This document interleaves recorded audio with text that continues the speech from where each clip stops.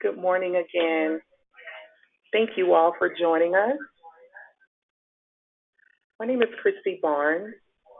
I'm the Director of Legal Services at the Georgia Department of Community Affairs, and I will be facilitating today's webinar.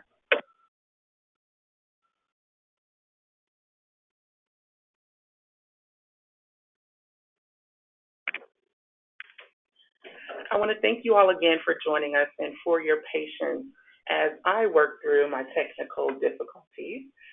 I'm not sure if most lawyers are very tech savvy, but I can speak to this one.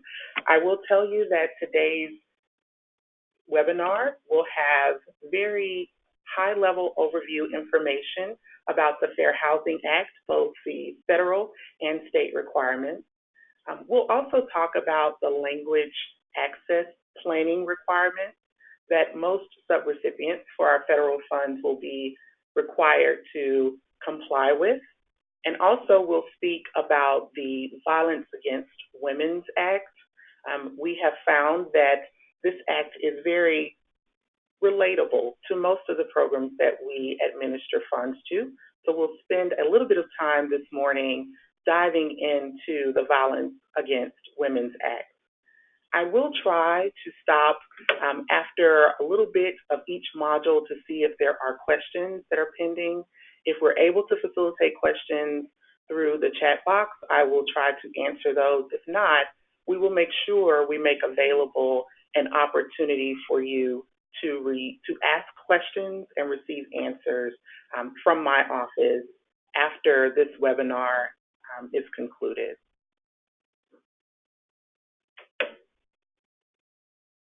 The Fair Housing Act. I always like to start talking about the Fair Housing Act by discussing the roots of the Fair Housing Act in the United States Constitution. It's the policy of the United States to provide within constitutional limitations for fair housing throughout the United States. This is really the source of where we begin talking fair housing rights and fair housing obligations. There are several civil rights statutes that are relative to fair housing. The Fair Housing Act, which also might be referred to as the Title VIII of the Civil Rights Act of 1968. There's also Title VI of the Civil Rights Act of 1964.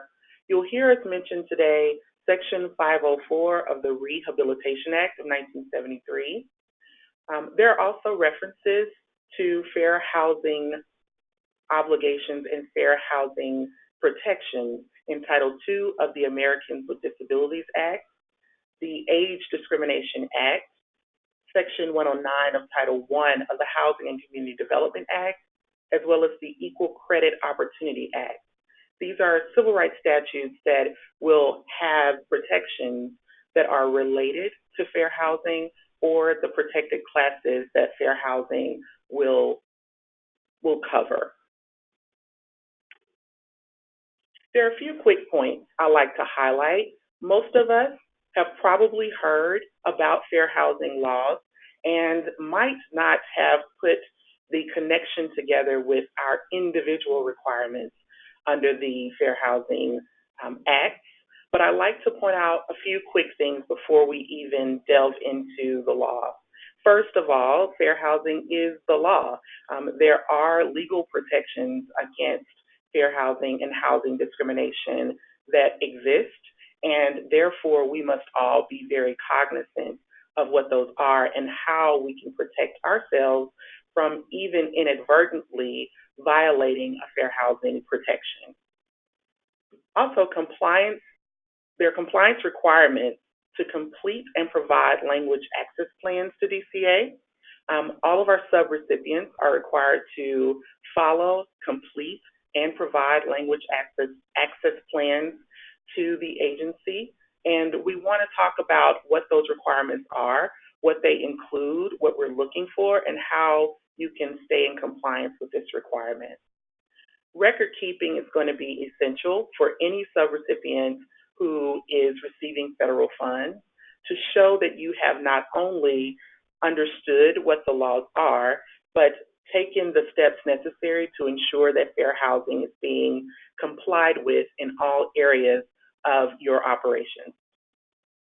Reasonable accommodations is a term of art that you will hear me talk in more detail about today, but having a process whereby a person with a disability or a person in a protected class can come to you and present a specific need based on their individual disability or their individual challenges, where it can be reviewed in a one-on-one, case-by-case basis is going to be essential. It's very, very difficult to create rules that are going to apply across the board and there are never any exceptions.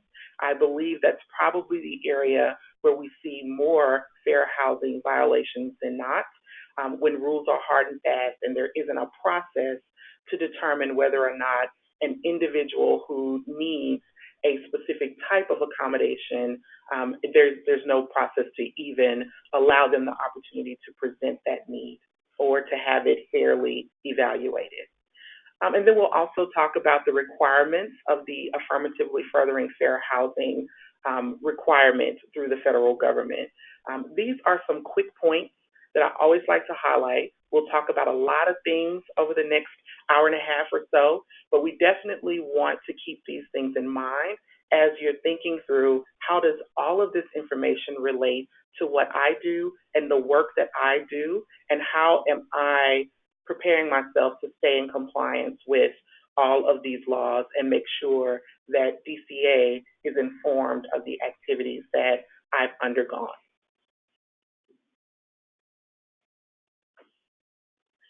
So with that, very, very quickly, who's required to comply with Federal Fair Housing Act? That's any recipient of federal funds. That's direct recipients and subrecipients. And you'll hear me use that term, subrecipients, a lot.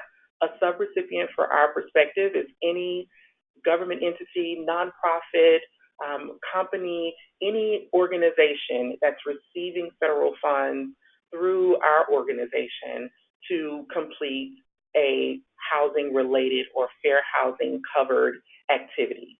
So that would likely be all 100 of you. If you are running a program that's related to housing or that's providing any type of supportive services related to housing, more than likely the Fair Housing Act applies to your activities and your operations, and that means therefore, you too must comply with the Fair Housing Act. How this relates is, as recipients of the federal funds, most of the time DCA is in the posture to then re-grant those funds to other entities who are actually performing the work or overseeing the work. We certify to the federal government that we are complying with the Fair Housing Act. We're educating our subrecipients on the requirements of the Fair Housing Act, and we are monitoring subrecipients in a way that we are ensuring that fair housing violations are not prominent. There is a process for you to receive help both before, during, and after a fair housing complaint, but we definitely want to be on the before end. We want to make sure that our education to all of our subrecipients fall within the scope of understanding the rules and that these are very serious laws that could mean even having to repay funds if the violations of fair housing are identified and not remedied. So let's get into the high-level overview of the Fair Housing Act. So there are 7 protected classes under the Fair Housing Act.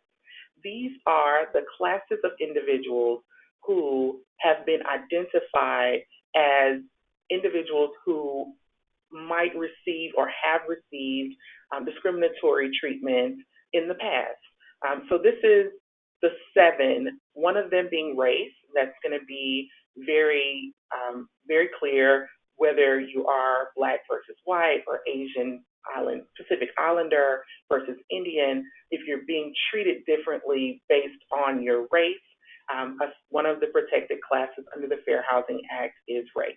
There's also color, which is different from race, but it could be very, very related. whether you're a lighter-skinned person or a darker-skinned person, could impact whether you've been treated discriminatorily under, and you might have protections under the Fair Housing Act. Religion as well. If there's a specific religious group that is being excluded because of program rules, or they are being discriminated against or treated unfairly, there is a protection for religion under the Fair Housing Act.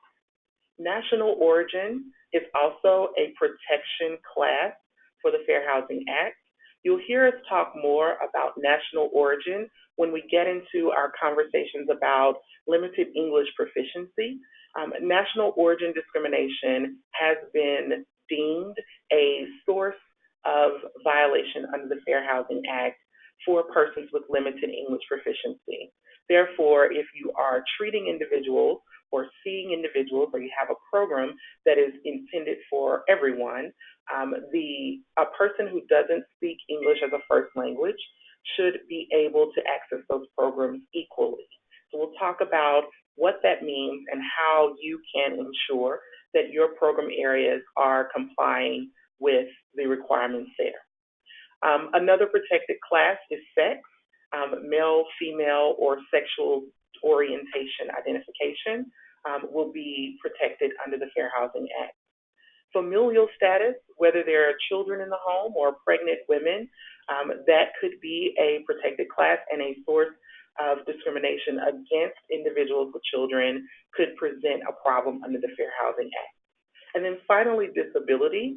This might be the one that's most widely known, that if a person has a disability or family records disabilities, they might have protections under the Fair Housing Act, and we want to make sure that rules are placed in a way that we are not discriminating against individuals with disabilities. When we look at disabilities, we're looking at individuals who have a physical or mental illness that substantially limits one or more major life activities, or a person who has a record of such a disability, or a person who's even regarded as having such a disability. So those are the types of individuals who might have a disability claim under the Fair Housing Act if they believe the rules in place or they have been discriminated against for this reason, on the basis of their disability. Another main aspect of fair housing is also equal opportunity.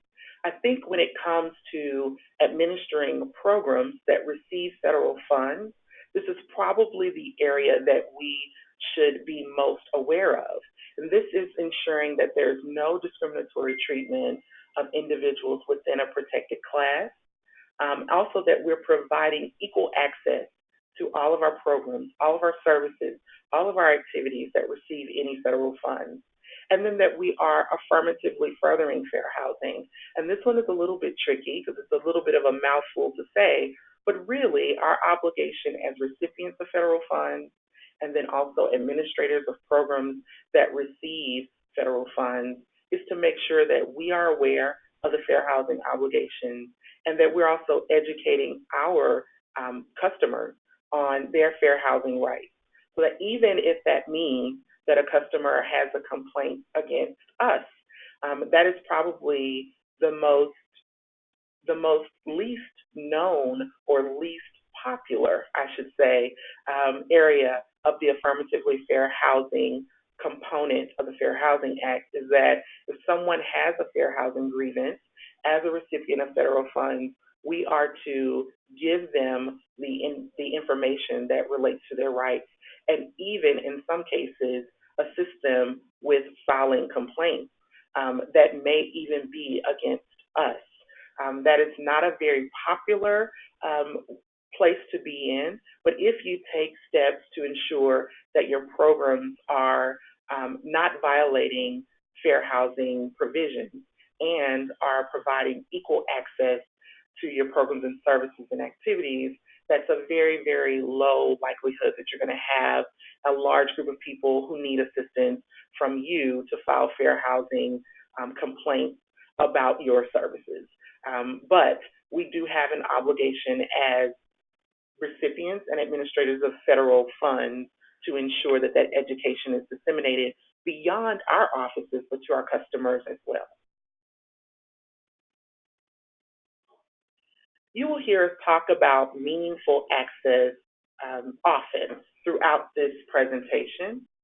Meaningful access is a best practice to ensure that all persons in any protected class have an equal opportunity to both participate in and benefit from your programs, your services, your activities, and they have the same range of choices as those offered to non-disabled individuals. It's very, very easy sometimes to create a solution that is very different from what non-disabled individuals might have as their range of solutions. But we want to make sure that we're ensuring that everyone, despite a disability or not, can participate in and benefit at the same range of choices.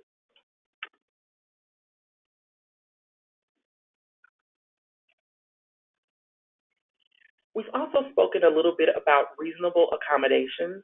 Under Section 504 of the Rehabilitation Act, reasonable accommodations are necessary to make sure that any individual with a disability has an opportunity to express a need to access your services or programs or benefits in a way differently from where the program rules might have otherwise required. Or if they need something specific for a short period of time to make sure that equal access is being provided, this reasonable accommodation process allows an individual the opportunity to present that challenge and have it reviewed on an independent basis.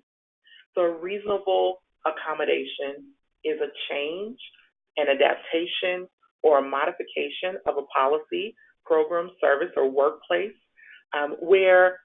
which will allow an otherwise qualified person with a disability to participate fully in a program, take advantage of a service, or perform a job. So this is really a one-on-one review of a necessary accommodation to make some type of change or adaptation to ensure that an otherwise qualified disabled person can fully participate. In order to show that a requested accommodation is necessary, there has to be an identifiable relationship or nexus between the requested accommodation and that individual's disability. So just to recap, what we're saying is if you have a program where a disabled person needs to request something different, there has to be a process whereby the person can do that. They would then disclose their disability, and they have to make their request known. And in reviewing that request, our obligation as administrators of programs that receive federal funds is to ensure that there's some type of relationship between that disability and the request that's being made. And then there's also a reasonableness, that there is this won't cause some type of undue financial burden to the program, or it doesn't substantially change the nature of the work that you perform. One of the examples that I like to discuss when we're talking about reasonable accommodations is through the Section 8 program. If someone needs a accommodation to their housing because of their disability, maybe their voucher only gives them an opportunity to live in a one-bedroom unit, but the apartment complex they're renting from only has one-bedroom units on the third floor. And they need to be able to access their apartment on a ground level, which is a two-bedroom unit. They might need to request an accommodation and a modification of the policy that would otherwise require them to be in a one-bedroom unit because of their physical disability, requiring them to be on a ground floor unit. But take the same person who might be physically disabled, who might also make an accommodation request to the same program to say, I'm physically disabled and I don't drive, so I need the Section 8 program to drive me to the grocery store. That would be unrelated to the work of providing housing for an individual who is disabled, and that would be a reasonable basis to deny such a request. So this would be our obligation as federal fund recipients and program administrators. It's going to be to understand the requirements under Section 504 of the Rehabilitation Act to create a process whereby disabled individuals can make reasonable accommodations requests of us, and then to also have a review process that's based on factors that are reasonable and show that there's a nexus between the disability and the accommodation being requested.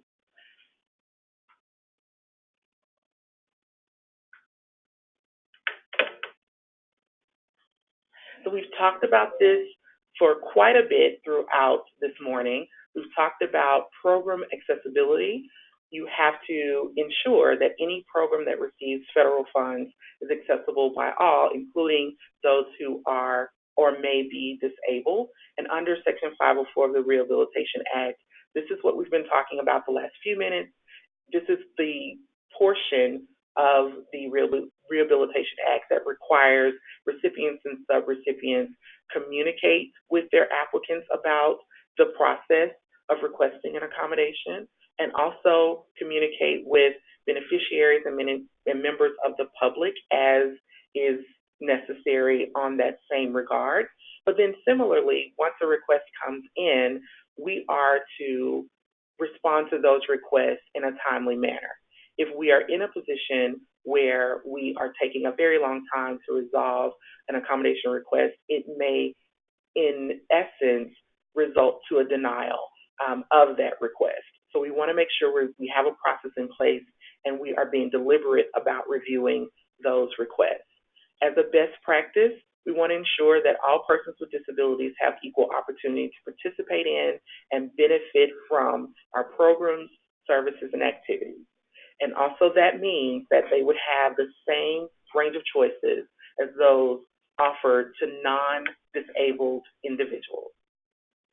Let's start a very, very basic overview of the Fair Housing Act.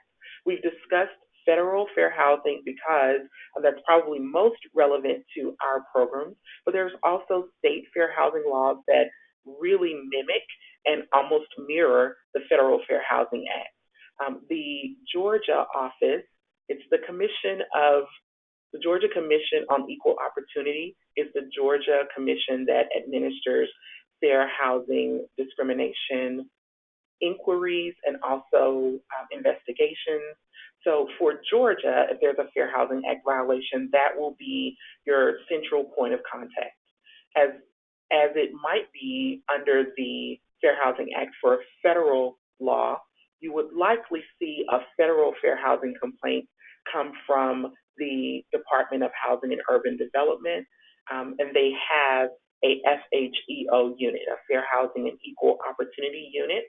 So complaints and violations go to the FHEO office of HUD, and those would be the administrators of any inquiries into the Fair Housing Act. And then if a federal entity determines that fair housing violations have occurred, they may also file litigation through the Department of Justice.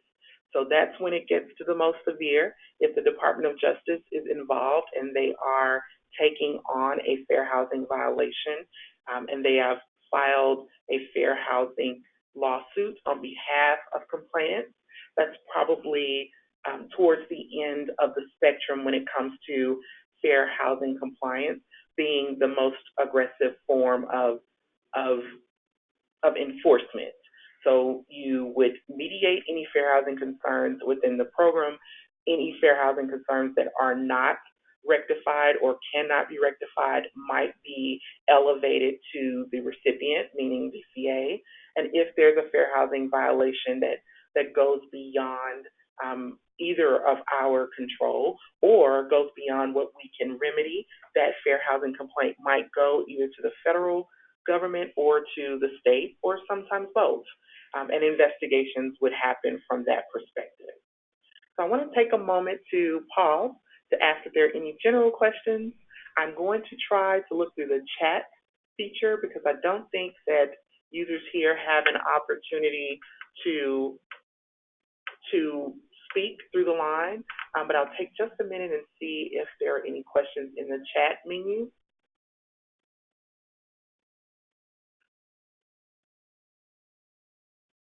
Okay. I'm not seeing questions in the chat menu. That could mean that the chat questions are not coming through, but if we continue and you have questions, I'll make sure that before we conclude this call, there's an opportunity for you to send your questions or reach out to my office for any additional questions. So let's keep rolling right through. We've talked about our overview of the Fair Housing Act, and now let's talk a little bit about language access planning. Language access planning under the Fair Housing Act. We've also stressed the importance of meaningful access to all protected classes. And if you recall, when we first introduced the protected classes, I mentioned to you that national origin protections will extend to individuals who are limited English proficient or who do not speak English as a first language. So this is the area where we'll talk more about those protections. So this slide is relating to how the language access plan requirement relates to fair housing and equal opportunity. And under Title VI of the Fair Housing of the Civil Rights Act of 1964, the protection for national origin appears. There's also the Executive Order 13166, signed in August of 2000, that really outlines that programs receiving federal financial assistance must provide meaningful access to limited English proficient persons. So if you're talking just very practically, if the requirement for all of us who administer federal funds is to ensure that anyone has equal opportunity and equal access to those funds and to the programs and services that are administered by those funds, that would include someone who doesn't have a national origin that originates here, whose original language might not be English. We want to make sure that we are offering assistance to all individuals regardless of their level of English proficiency. When we look at who the limited English proficient persons are, limited English proficient persons are people who don't speak English as their primary language as a result of their national origin or have a limited ability to speak, read, write, or understand English. The LEP obligations apply to every limited English proficient person who meets the program requirements regardless of their citizenship status. And this is something that we like to point out because the protections of the Fair Housing Act and the protections of equal opportunity sometimes are broader than what we are accustomed to. And if in this case, when it comes to limited English proficient persons, that is a point that has been made for us, that the protections to limited English proficient persons, would extend regardless of citizenship status. So what does that mean for subrecipients who are attempting to administer programs who've received federal funds from and through DCA to perform your work? One of the things that we're going to ask, or we have asked, or you might see us ask if you're not already a subrecipient for, is that each subrecipient must complete a language access plan. One of the requirements in ensuring that you have processes in place to assist limited English proficient persons is that you have a plan, a language access plan that details how you will provide those types of services. So the language access plan is sometimes referred to as the LAP. When you hear LEP, that's generally referring to limited English proficient individuals. So we'll talk about the steps to completing a language access plan. The first step in completing a language access plan is to start by collecting your data. You want to gather your current language access plan and review it for any compliance needs and to make any revisions if necessary. And if you don't have a current language access plan, then you would be starting from a posture of beginning to create a language access plan, and we will talk through those steps as well. Identify the persons with limited English proficiency within your jurisdiction, and the jurisdiction is where your service or your program is being provided. So if your office is in Atlanta, but you provide services in Savannah, you want to make sure that your language access plan is relevant and relative to the service area of the programs that you provide, not necessarily where your central office is located. You want to, once you've determined the persons with limited English proficiency in your jurisdiction, that would determine your focus languages in your service area. In Georgia, we've already discussed what a limited English proficient person is, but DCA is, as a recipient of federal funds, is also required to create a language access plan. We've done so, and in our most recent language access plan, we identified focus languages in Georgia as Chinese, Korean, Spanish, and Vietnamese.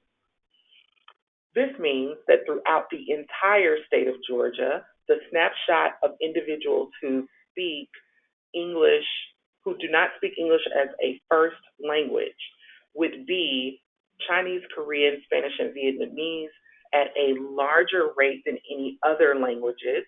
And this is a snapshot from a statewide view.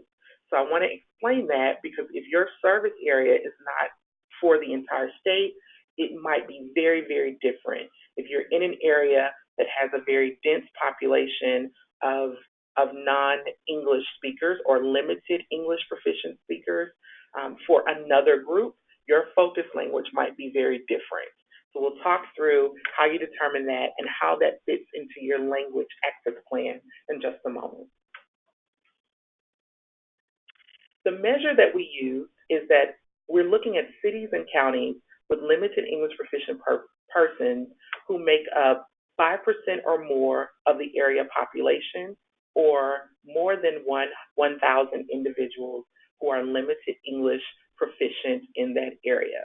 So if you recall, I was just mentioning that the focus languages that DCA has identified for the entire state would mean that more than 5% of the area population of the entire state, or more than 1,000 individuals, which isn't as relevant statewide, would make up that limited English proficient group.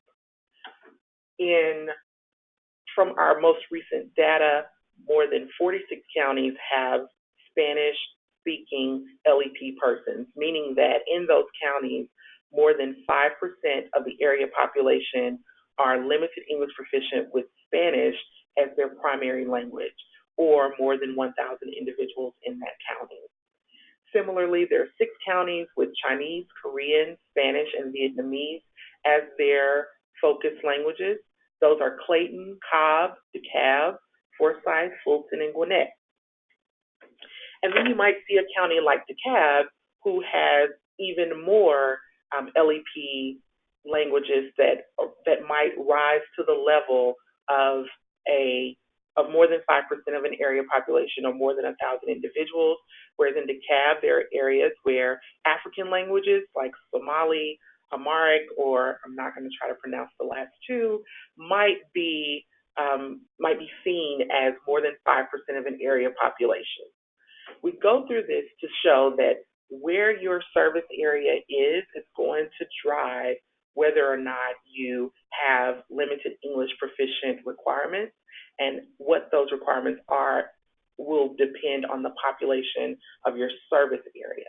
So from a Georgia snapshot, it looks one way, but as you start to drill down into different counties, different local government, different cities even, that makeup might be very different.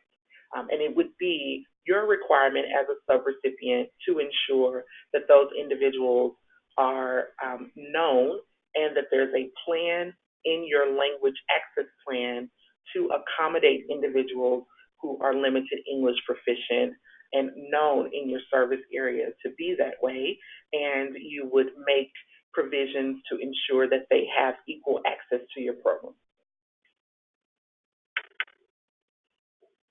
So if you're beginning your language access plan, you start with a 4-factor analysis, and then you prepare your language access plan and submit that to DCA for approval.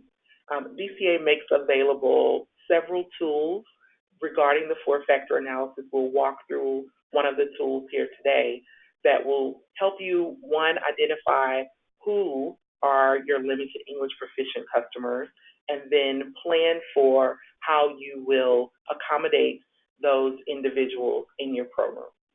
DCA has a mapping tool that we use to survey areas, because as we just mentioned, it might look very different as you start to peel the onion layers back of the diversity in different areas. You are open to use that mapping tool to survey your area as well as you are creating and revising your language access plan. And then the LAP content and compliance is probably the most important, where DCA will make a language access planning document available to you. It's a resource tool. You are more than welcome to take that tool and create a plan that's most appropriate for your area. What we cannot do is overlook any major issues that we have identified. So as we talk about compliance, we would be looking on the compliance side to ensure that your plan has been completed and is being followed, and that it is reasonable. So if we have a mapping tool and it shows that in your service area there's a high population of Spanish-speaking individuals, and your language access plan doesn't address Spanish-speaking individuals, you can expect that during our compliance monitoring, we'll ask you, why does your plan not include this? And there is a possibility that our information is incorrect, but we definitely will be asking those questions to ensure that any information that we believe we know about your limited English proficient population in your service area is being accounted for in your language access plan.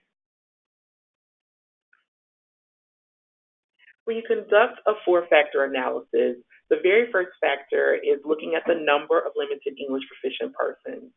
We just kind of went through that very briefly, but we're looking for more than 5% of the population, or more than 1,000 individuals who don't speak English as a first language, but all speak the same language, as your factor for making a plan to ensure that you are accommodating all of those individuals from the beginning of your program access.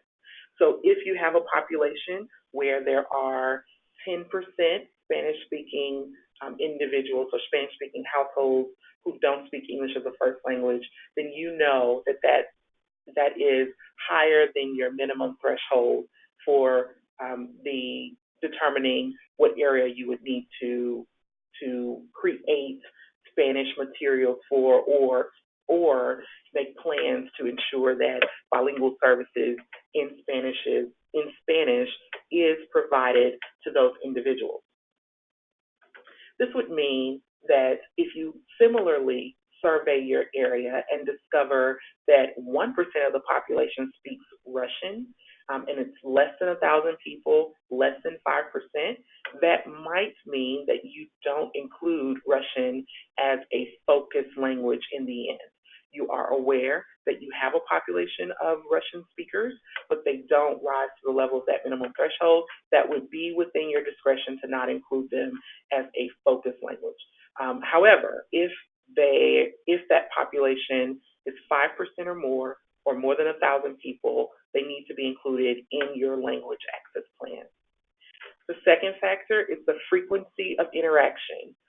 This one can be very, very particular to your program and your services. One of the things that we found when we did our most recent language access plan is some of the pockets of limited English proficient persons were in areas that did not access our program. We did find a very large population of Russian speakers in a small area near Gwinnett County. And when we reached out to the local governments there, they explained how that population existed and that they are business owners. They're not accessing services for housing. They don't have a need for that, and that they have a very good rapport with the communities there. They speak with the churches that are Russian speaking churches or bilingual or trilingual churches that filter to that group. They are very in tune with that population, and it's very, very unlikely that service, these individuals would be accessing a service that we were attempting to create a plan for, like housing assistance for low and extremely low income individuals. So looking at the frequency of interaction with that population, it was already a little bit small for us anyway, because we're looking at a Georgia snapshot, not a local snapshot. But anytime as a state agency we see a large group of non-English speakers as a first language, we want to investigate whether or not they have equal opportunity to access our programs, and we looked into that. So we determined that that group of individuals would not have a frequency of interaction with our programs that would require them to be identified as a target language or a group of individuals that we're always going to make a plan to have language assistance for. So that's the frequency of interaction. How often would the individuals who are non-English speaking interact with the type of service that you provide? This may also be a challenge for a program like a homeless shelter. You really don't know who's going to need those services until they need those services. You might be able to do a little bit of forecasting based off of the previous ethnicity or the previous language abilities for former homelessness services recipients.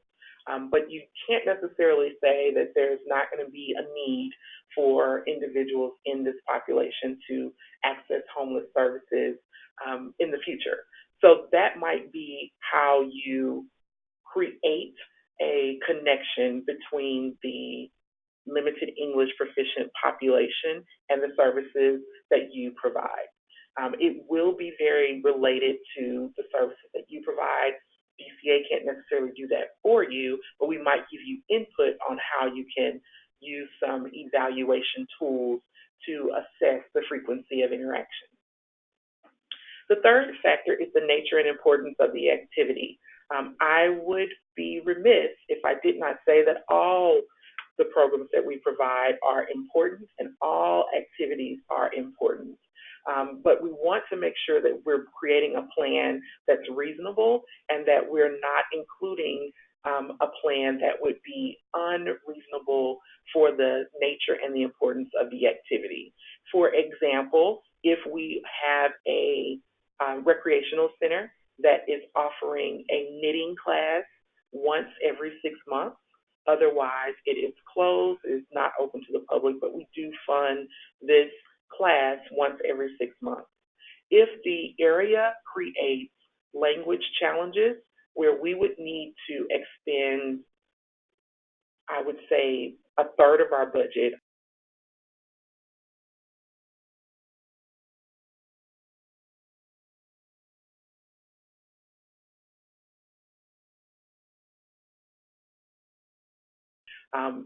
as something that's not as important as accessing housing or emergency housing assistance or any other critical need, and then therefore we might determine that we would not provide language access services for that class.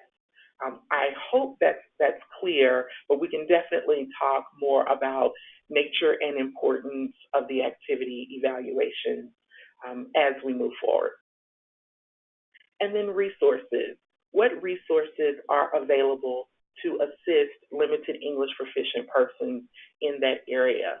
What we find at DCA is a lot of times there are already local resources that provide language assistance services to areas that have high populations of limited English proficient persons. So it's often to our benefit to partner with those groups. For instance, the Latin American Association is very, very close to our offices, and they provide language assistance in areas that have high language populations that are Spanish speaking. And in that regard, we might partner with that group to ensure that any activities that we have, any programs that we have, are being disseminated to individuals in that group, in addition to our normal route of educating the entire public on our programs. These are the 4 factors that you're going to use in your 4-factor analysis to determine how you lay out a plan to assist limited English proficient persons. Looking at how many people speak that language that is non-English speaking, how many people are in that area, does it meet the threshold of more than 5% or more than 1,000 people? How often do your programs interact with this population of individuals? What's the nature and importance of the activity that you're actually providing? Is this a critical service that individuals need to be aware of and have access to? And then what resources are already available that you can leverage to include in your plan, in addition to the steps that you're going to take to ensure that the LEP persons have equal access to your program. When looking at the number of LEP persons, we've talked about we want to survey the area, how many people and what's the percentage. There's a DCA map that is available, and we use this number to determine the level of translation or interpretation services that will be needed. The mapping tool that DCA has is available through our website. It might look a little bit different from the homepage, but the icon should be the same. And it provides you with an overview of the census tract information, the most recent census tract information that we have that tells you the languages spoken in different areas. It allows you to drill down through a geocoder, so you can really go to the county level and zoom in there to see what the census information has reported as the English proficiency in those regions. I recommend you take a look at the mapping tool. You can layer in different cities. You can layer in specific populations of LEP persons. If you see that there's a high level of Korean-speaking individuals, for instance, you might want to drill down to see what that population comes down to and where the census tract is showing up to make sure that you validate this information. Once again, this is census information, so you might be in an area where you know differently. Well, this is accurate, but only until this point. And being able to provide supporting information for whatever your language assistance plan is going to be necessary. So if it comes to a census level where your percentage is high enough for that limited English proficient population, or the numbers of individuals speaking that language is high enough, then you want to include a plan that will have translation and interpretation services already anticipated for any essential access to your program. We've looked at the requirement for the number of limited English proficient persons. If you have more than 1,000 people speaking that language, the requirement is to translate your vital documents into that language. If it's 5% or more of a population speaking that language, but it's more than 50 people, same requirement. You're going to translate vital documents. If you have 5% or more of a population that speak a language other than English as their first language, but it's less than 50 people, then you would be translating your written notices that would tell people of their rights to receive free oral interpretation.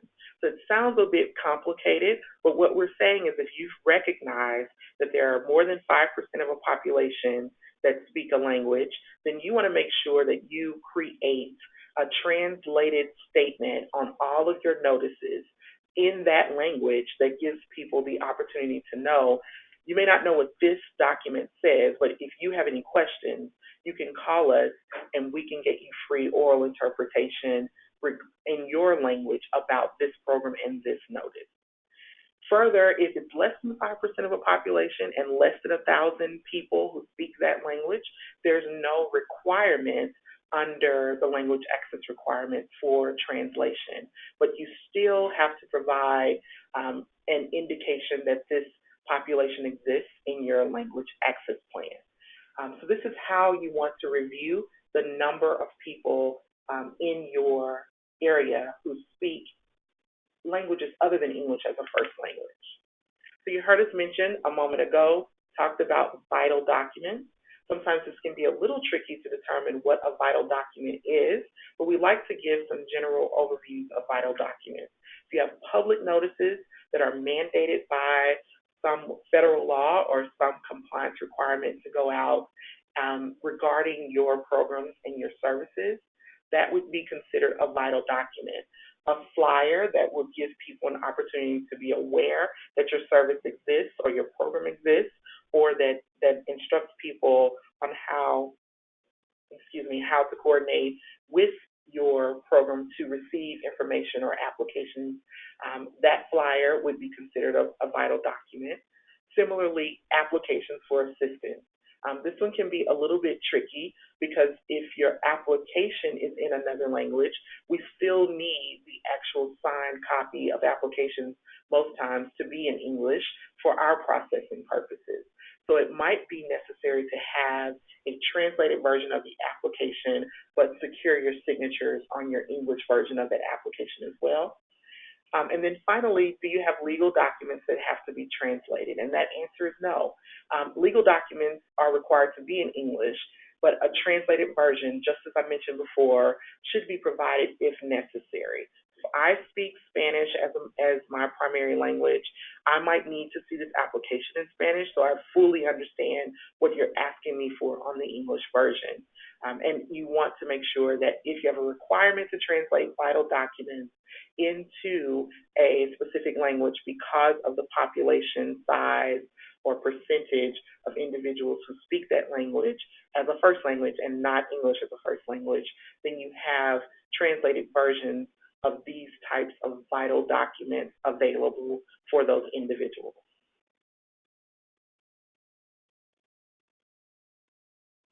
The second factor, we talked about the frequency of interaction. Some of the things that you use for that factor is this daily? Is this weekly? Is it monthly? Do we have daily walk-ins of people coming into a housing or counseling agency to get advice? Or is this an annual thing where we're only touching this item once or this activity one time? It might impact the level of translation or interpretation services that you make available. For something that's a daily interaction, we accept walk-ins all day, people come in and we have no idea who from the community might come in to access these services. You might need a plan that would include a more permanent way to access interpretation services for that group. Take that back one step. I've identified in my community there's a 10% for population of Spanish-speaking individuals. I run a housing counseling agency that takes walk-ins for housing counseling advice all day. I might need bilingual staff to assist, or I might need a language line that can be used at any point if someone walks in who doesn't speak English and doesn't speak English as a first language and speaks Spanish and needs to be communicated with via Spanish. So this would be the purpose of Factor 2, the frequency of interaction. We also talked a bit about the nature and importance of the activity. What is the activity and how important is it that it's being communicated? Is this something that if we communicated this information and a person didn't receive it would result in a denial of access or delay in access to the services or to this information or to something that's serious or life-threatening? So if I'm posting a notice to say we're opening our waiting list for housing, and it's only going to be open for 24 hours. This may be essential enough for me to determine that it needs to be translated into my focus languages, because if a person doesn't understand what's in this notice, they would not have access to our waiting list until it's open again sometime in the future. Other examples, if it's an eviction notice, that's very, very important. People need to know that they have rights and they only have a limited amount of time to act. If it's a recreational program, like the example I gave earlier of a knitting class, that might be less important, and it might be an activity that you determine is not a vital activity that needs to be translated into a focus language. The factor 4 is the resources for LEP. We've talked about translating your vital documents, potentially having bilingual staff in the who speak the languages that are in your focus languages. Also, providing oral interpretation services or telephonic interpretation services could be important. Written translation is sometimes necessary, as well as activating your community partners. If there's a high percentage of individuals who speak the same language, there are likely community partners who work with those individuals primarily as their purpose. And in activating those partnerships could be very helpful to ensuring that individuals in that community are receiving the critical information about accessing your program's rules, requirements accordingly. And then also the I Speak card. We use the I Speak card when we are communicating in person. This gives an individual an opportunity to point to the language that they speak. And the way we use it at DCA is once we identify the language you speak, we engage a telephonic service called the language line to have a translator on the line who will speak that language. So it can get a little bit logistically challenging because we are speaking to someone in person who speaks another language as their primary language, but they're receiving their translation services via the phone. But this is the way that we have identified as our best resource to not only capture individuals who are in our focus languages, but individuals who speak other languages that aren't in our focus languages. If we had a service where we met with people daily and the individuals that we were meeting with were in our focus languages, we might make another plan to also have staff who speak those languages as well. But the I Speak cards are very, very good to help first identify what language the person you're speaking with even speak, and then also to get a resource to help you with translation services. So when you're reviewing your language access plan, you need to ensure that you've completed your 4-factor analysis. There's an area where you have to name a responsible coordinator. So someone who works with you should be a point of contact for language access questions, language access issues, and that person should be well aware of the language access plan that has been drafted. And it might be more than one person who serves on that staff who can help assist individuals who have limited English proficient needs. Similarly, once you've created your plan, you need to train your staff on the plan and the details of that plan. It might be a very quick training in that, hey, we've identified that we have a focus group or a focus language of Spanish. We have 7 Spanish-speaking staff members. If you receive a question or an inquiry from someone who speaks Spanish, transfer them to any of the 7 people in this list. Or as we're creating our vital documents, we're going to ensure that someone from our bilingual staff is reviewing a Spanish version of those documents as well, and we'll disseminate those documents at the same time so that we have an English version and a Spanish version, and that could be all that you need via training. what we see sometimes is that you do a training at a point in time and there's staff turnover. So by the end of the year, maybe the same staff aren't in place.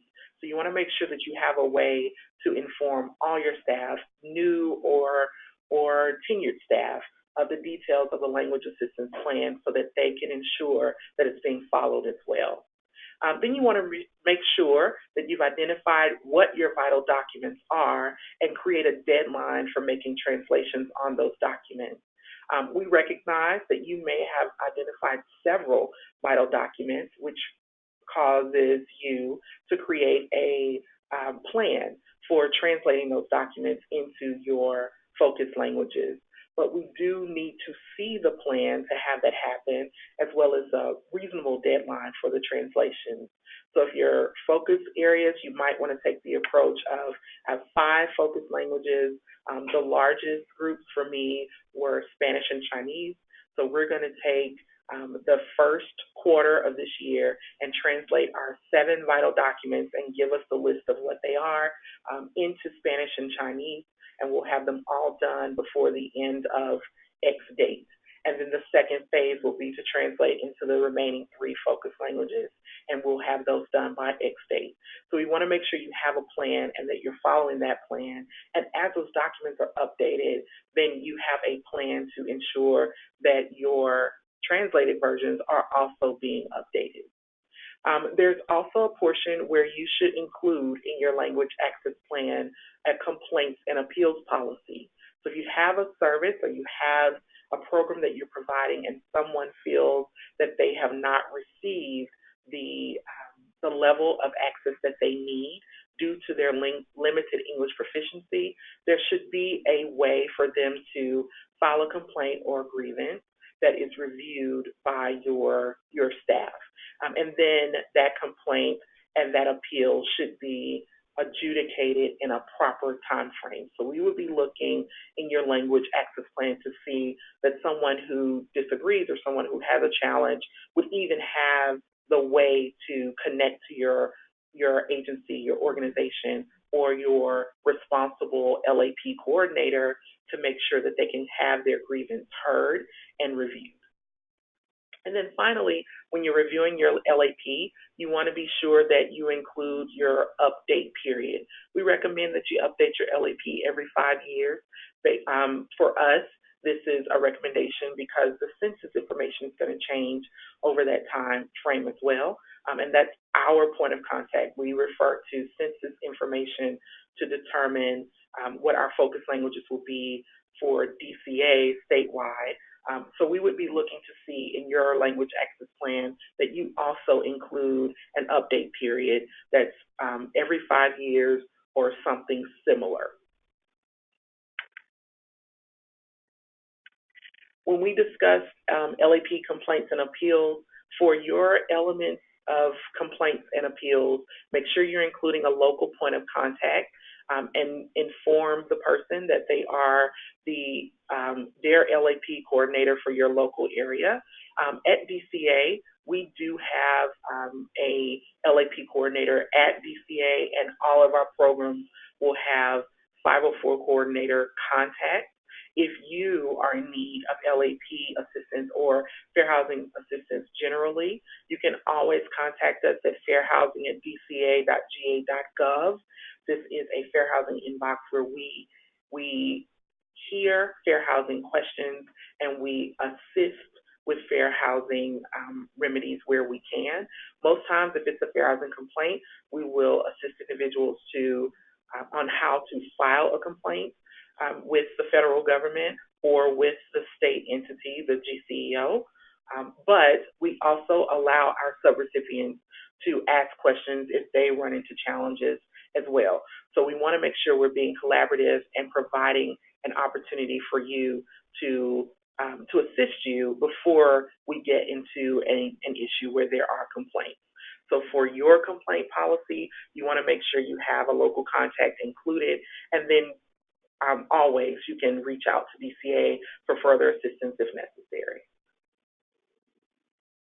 Other resources for LEP assistance is going to be lep.gov. Everything you could ever want to know about limited English proficiency and the laws around it can be found there.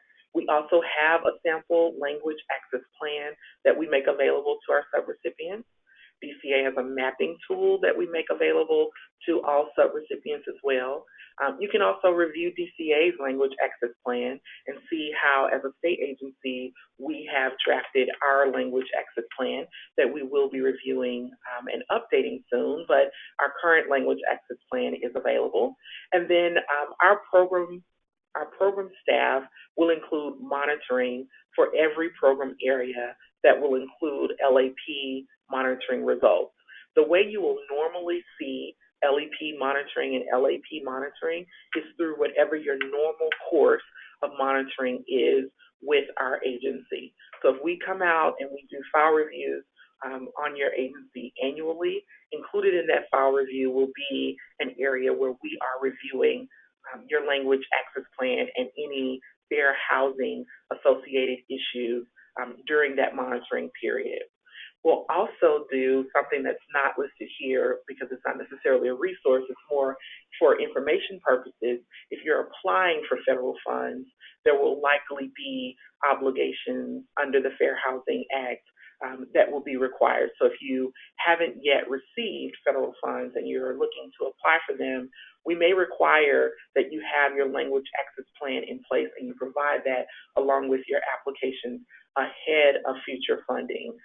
So it's important that you review these items and make sure that your plan is not only drafted in accordance with the rules, but being trained on and followed and documented. So if you have someone that is administering your language access plan, you know you did translation services, it's very, very good to keep a log of what documents were translated and when they were made available, what interpretation services were offered and when they were made available, who's requested an interpreter at a public hearing and was it made available. Those types of things will be important as we are monitoring your program's compliance as well as any future complaints you may receive about fair housing violations.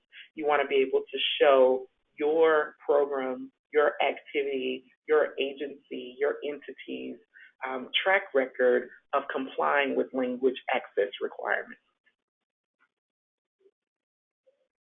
Okay, this is a point in time where I would try to take just another moment to see if we have additional questions.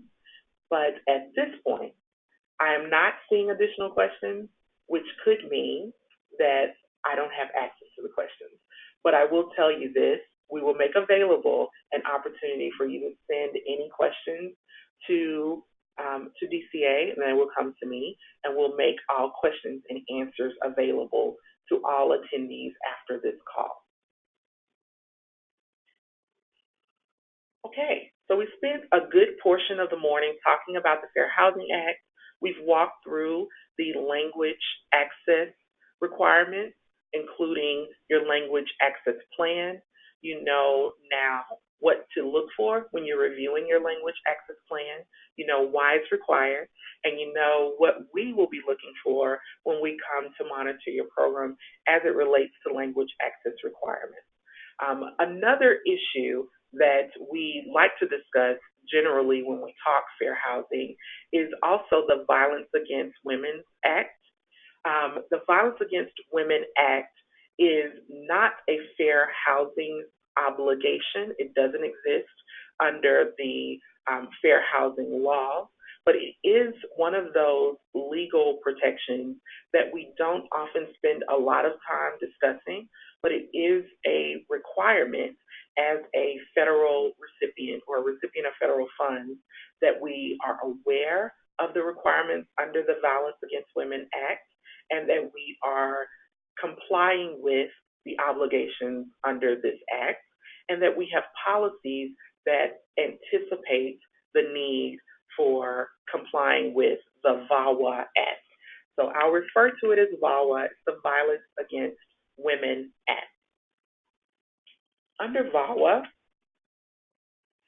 VAWA is a federal law that affords protection to victims of domestic violence, dating violence, sexual assault, and stalking. It lives under the Federal Code of Regulations in Section 24, and it includes definitions for domestic violence, dating violence, sexual assault, and stalking.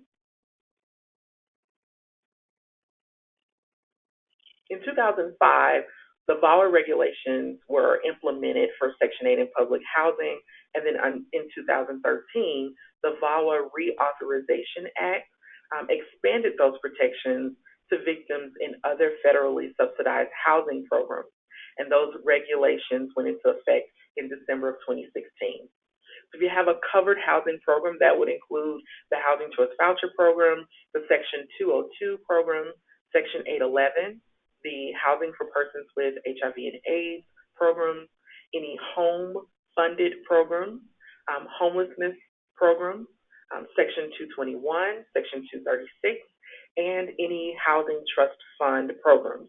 These would all be covered housing programs that would have to comply with the VAWA Act.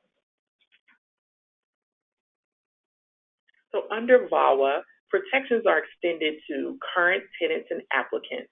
So current tenants would include the assistant family that's described and defined under the regulations, and applicants who are receiving and applying for assistance. Victims of domestic violence, sexual assault, dating violence, and stalking is also part 2 of this requirement. So if you have a current tenant or an applicant who is receiving or applying for assistance, and they have been a victim of domestic violence, sexual assault, dating violence, or stalking, those individuals would be protected under VAWA.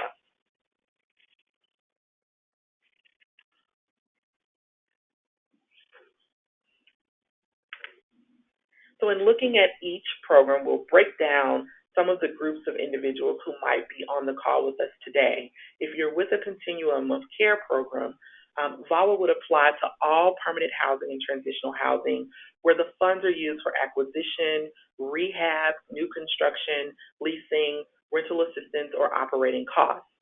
Also, if it's homelessness prevention, but only where the funds are used to provide short or medium-term rental assistance. So VAWA protections for COC programs would apply in those areas. For the Emergency Solutions Grants programs, all programs under ESG are subject to general prohibition against denying or terminating assistance or eviction solely because an applicant or a tenant is a victim of domestic violence, dating violence, or sexual assault or stalking. If it's rental assistance, all of the remaining VAWA requirements apply to all of the eligibility or termination decisions regarding ESG rental assistance. So if you're with the HOPWA programs, the VAWA Act is going to apply to acquisition, rehab, conversion, lease, or repair for facilities to provide housing, any new construction, and any operating costs. For project and tenant-based rental assistance, and also in the community residences. The VAWA Act would be applicable under the HOPWA program.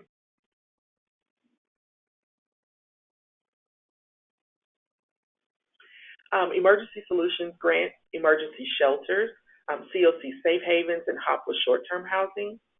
The majority of the VAWA protections apply to rental assistance, ESG, COCs, and HOPWA regulations, and prohibit ESG shelters, COC safe havens, HOPWA short-term supported housing from refusing to provide assistance to or removing an individual on the basis of or as a direct result of that individual being a victim under the Violence Against Women's Act. And this is a little bit of a misnomer. It's called the Violence Against Women's Act, but the protections apply to both women and men. So we'll talk about that a little bit later. For applicants for housing assistance an individual's status as a victim is not an appropriate basis for denial of admission or for housing assistance. That's one of the most critical components of the protections of the Violence Against Women's Act, is that an individual cannot be denied solely for that basis. They cannot be denied admission to or housing assistance because they were a victim of domestic violence. Applicants for housing assistance also can't be denied admission or assistance based on factors that result from their victim status. I think when we see VAWA-related issues, this is probably the most common area. So if a person has been a victim of domestic violence and had to, for instance, leave a rental situation immediately to avoid the situation, they may have a rental history that shows that they had a lease violation where they broke a lease without the proper permissions. They left under a lease agreement and they left quickly. If a person has reported that they were a victim of domestic violence, VAWA protections would say that that rental history could not be held against them to deny them admission or assistance for housing for future rental property. The same thing with negative credit.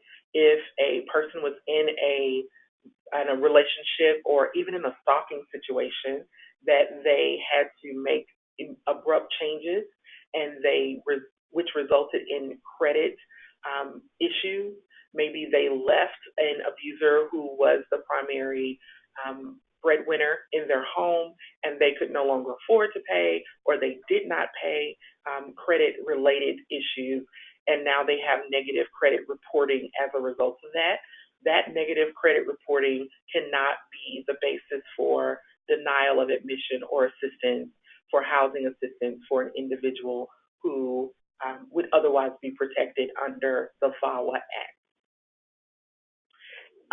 Also, criminal records. I do think that we see this question a lot.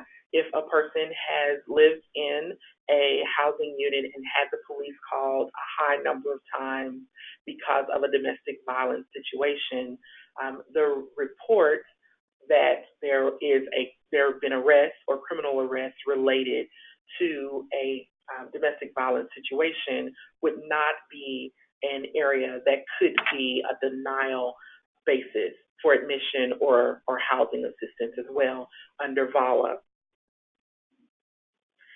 If there are negative factors that result from a victim situation where the applicant was the victim of domestic violence, dating violence, sexual assault, or stalking, they cannot be denied assistance based on those factors. That's the crux of the Violence Against Women's Act. So, of course, just as we discussed with the reasonable accommodation process for persons with disabilities, for VAWA protections, it's also necessary to determine if there's a nexus. So HUD guidance is going to give you information pertaining to nexus information in your policies for determining where VAWA rights are identified. An example that's listed here is related to the Section 811 program. HUD says that for the 811 program, the agency must make an objectively reasonable determination after reviewing submitted documents and speaking with the applicant and requesting additional information pursuant to your policy. So it's not good enough to just speak with an individual and call it at that. You really do have to make a reasonable determination after looking at documents that have been submitted and speaking with applicants and actually looking into the matter. So if you have a baseline rule for your program, I'll give an example that you cannot have a criminal record. That's period. And a person is presenting to you, I know that I have a criminal record, but I was arrested because I was in a domestic violence situation and I was trying to get out of it. And all of this is related to that. I have police reports. I can show you that I filed restraining orders against this individual. I can show you that I have been actively trying to remove myself from the situation. It would be our obligation to review all of the necessary information to determine the nexus. So that gets to the point of some questions that I often receive from subrecipients as well, is how do we know if this person is completely making this up? I mean, this is our rule. It's always been our rule, and we want to make sure that we're protecting our rule and being fair and not just allowing someone to circumvent the rule for just their word that there was an issue. Sometimes their word really is enough, but there has to be a process where you listen to the request and you review it on an individual basis. That's where you're going to see most of your issues. If you don't have a process to review it, it's a hard and fast rule. There's no one you can reach out to. There's no one you can even raise a challenge to. The rule is the rule, and that's that. That would be problematic for VAWA as well as any types of protections under the reasonable accommodation processes as well. But what you want to have is a process where you hear an applicant and you hear their complaint and their concern, and you review any necessary documents in that regard. What you don't want to do is create a process where you become a private investigator and you take 2 to 3 months to determine if this person is really reporting to you something that is true and accurate. That might be overboard, but it also may be necessary in some cases. So you want to make sure that you're looking at it on a case-by-case basis and reaching out for assistance if you need it. Current tenants, the rules under VAWA is going to impact them in that they can't be terminated or evicted because they are a victim of domestic violence, dating violence, sexual assault, or stalking. An incident of domestic violence, dating violence, sexual assault, or stalking, where the tenant is the victim, is one, you want to make sure that it's not a violation of the lease, because under the VAWA protections, it's been clearly identified that that is not a lease violation. And secondly, it's not a good cause to terminate. So if you have a tenant that's a current tenant in a domestic violence situation, and let's use the police example. The police is being called multiple times, and it's documented that it's a domestic violence situation. You have no other issues with this tenant. They pay their rent on time. They're keeping the property up.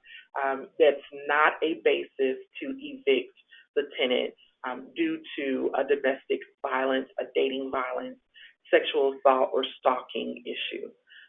You may also have a tenant who has been a victim of a sexual assault even on your property. It is not appropriate to determine a victim of sexual assault has violated their lease or should have their lease terminated as a result of that. I know that may sound far-fetched, but this happens more often than you might know. Sexual assault victims, whether it's on the property or not, sometimes are viewed as negative attractions to the property, and there are people who make incorrect assumptions that they can terminate lease agreements for that reason alone. And it is not good cause to terminate a lease, and the current tenant cannot be evicted for that reason. If you do terminate a lease or evict a current tenant because of an incident of domestic violence, dating violence, sexual assault, or stalking, they absolutely have legal protections under the Violence Against Women's Act, and they may file legal action against your organization.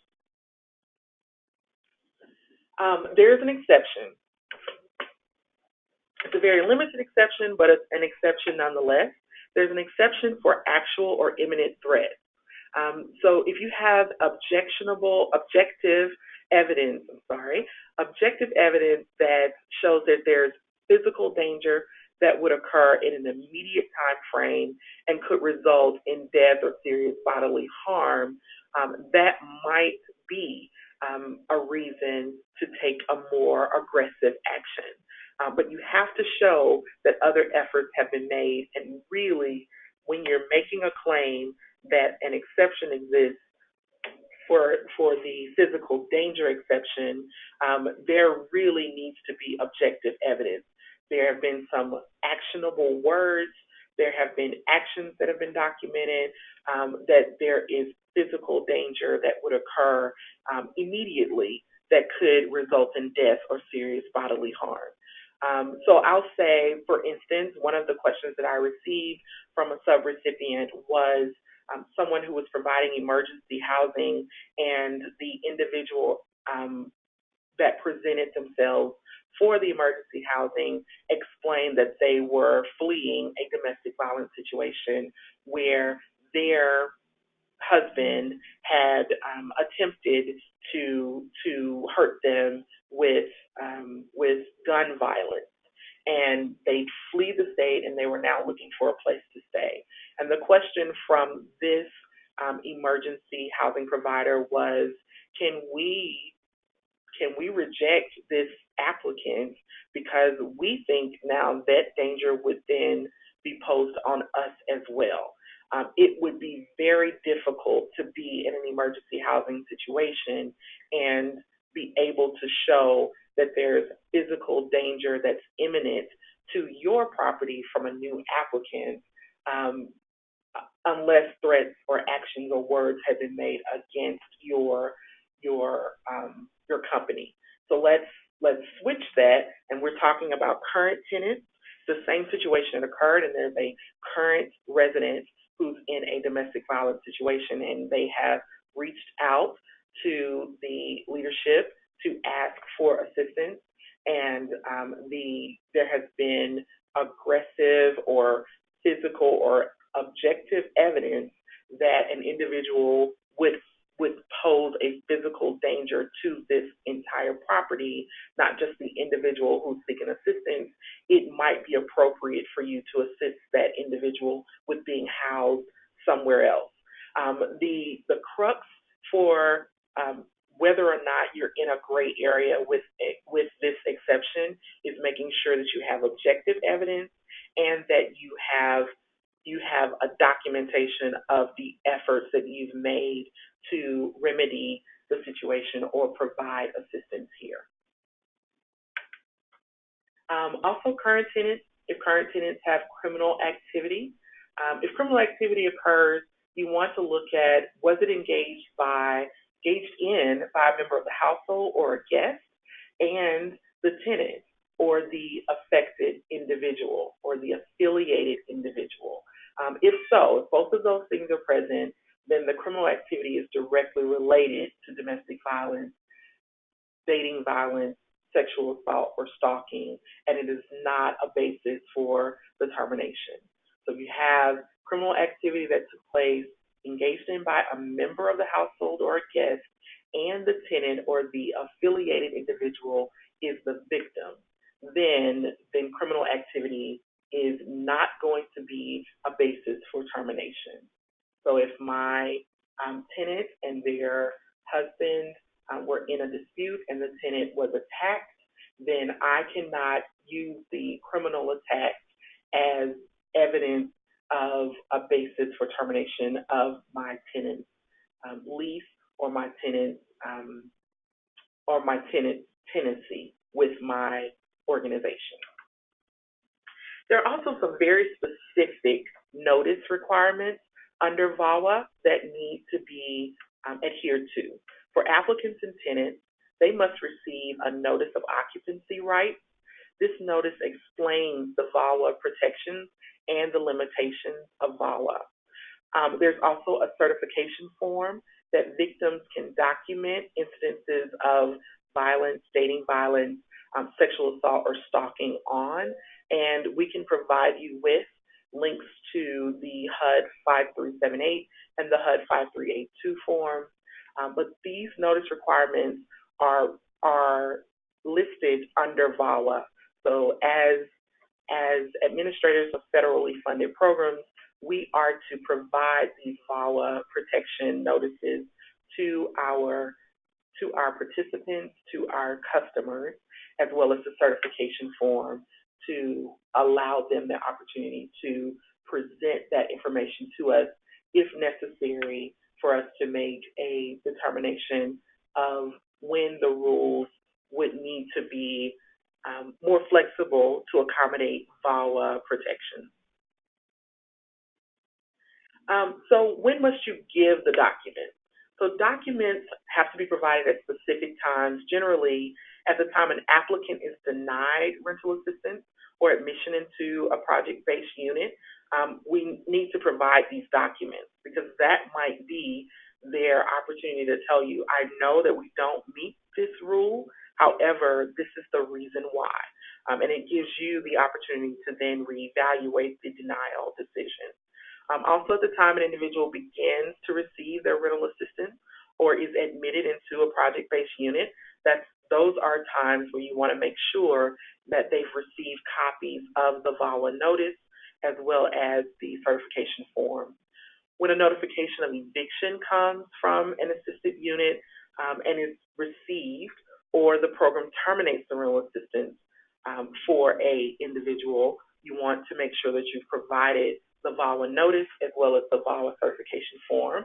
And if not any of the above, at some point during a 12-month period, at lease renewal or recertification, those are good times to include that with the documents that an individual is typically going to hold on to throughout the lease term.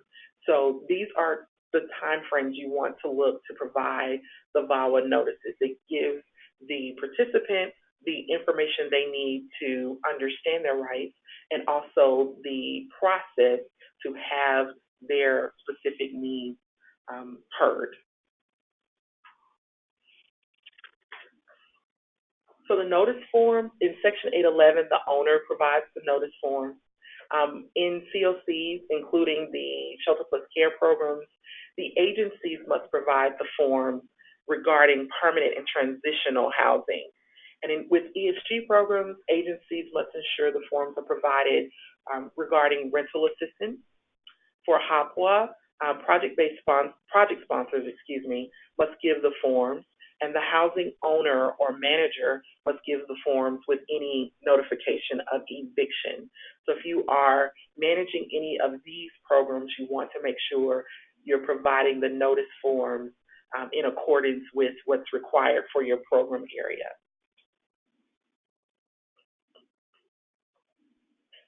For documentation, some questions that we receive is, what if the applicant wants the landlord to ignore the past issues resulting from their victim status in deciding whether to accept an application? So what we would say to this is, we're not ignoring past issues, but we are taking into account any victim status, any related victim status issues to ensure that our VAWA protections are covered. So there are two scenarios here. If I'm an applicant and I can show you a clear nexus between my victim status and some past issues that have occurred, that might be a reason for us to make an exception, but we do need documentation to show that. However, if I was a victim of stalking or domestic violence in 2017, and there are criminal issues or other issues that are impacting my application from 2002 that are completely unrelated and there is no nexus between the victim status, that is not something that we would be looking to say that VAWA protection would cover. We are strictly looking at the nexus between the violence or the violent act or the stalking or all of the protected criminal acts under VAWA and the issues that occurred or are related to those items. So it's not to say that there's a time limit on it. If a person is in a long-term violent or domestic violence situation, there may be issues that transcend over years, and there may be stopgaps. So there may be times where you notice there was a credit issue for this period of time, and that may have been years before a actual criminal claim was even made against the perpetrator. Those items would still have a nexus if there if the documents that are being reported or the victim is reporting, this is the same victimizer. Let me just put just a little bit more on that. If I'm a victim of domestic violence and in 2000 I left the situation, but I also wasn't working and did not work and had credit issues as a result of that, but I went back to the individual that was creating the domestic violence situation for me in 2001 and stayed with that individual until 2009 and then began to exhibit the same issues, it may be easier for me to show you from 2009 to now how that related to the domestic violence. But if I can report to you that this is the same situation, I'd left during that time period and didn't have a job and was unable to make my financial obligations that time, and I came back into the situation and experienced it again, you want to make sure you're looking at the documents for a totality of those situations, because that could be considered a related nexus to a victim's status, even if it happened years and years ago in the past. However, if that same situation happened and in 2000, I had extreme credit issues, totally unrelated to my status as a victim. It was just I wasn't working enough, or I wasn't paying my bills timely, and now I have negative credit from that time frame, and credit is a essential portion of this application, and that time frame falls within my credit review period. You would not be required to ignore that past issue if it's totally unrelated to my victim status. Also, what if the tenant wants to avoid eviction for a criminal act on a premises because the tenant was a victim? If a tenant is seeking to avoid eviction from a criminal act on premises because the tenant was a victim, one of the requirements under VAWA is that the individual be a victim, and then also that it is the result of one of those characteristics of the criminal act. So if it falls within the stalking issue or domestic violence or any of the required or the covered actions under VAWA, then a tenant might be able to avoid eviction if there's a criminal act that stems from that, if they are the victim, not if they are the perpetrator. So that can be complicated. If two individuals are heated in a domestic violence situation and there is a crime that's committed as a result of that, and the person who committed the crime purports that they committed the crime as in response to being a victim, so they were fighting against or trying to get out or had a dispute and they were fighting back, and they also received criminal acts because the police arrested everybody, that would be something that's covered by VAWA, except if the tenant is completely removed. Maybe I was a victim, but I was not a victim of a crime that's covered by VAWA. That would not be something that VAWA would expect a landlord to take into account as it relates to eviction. Similarly, if it's a totally unrelated lease violation that has nothing to do with the victimization, that may also be an area where a landlord would be protected and not required to make exceptions under VAWA. However, you definitely want to make sure that the VAWA Act is being considered, and if there's any type of report of victimization under VAWA, that you are not evicting tenants who are VAWA victims for that reason.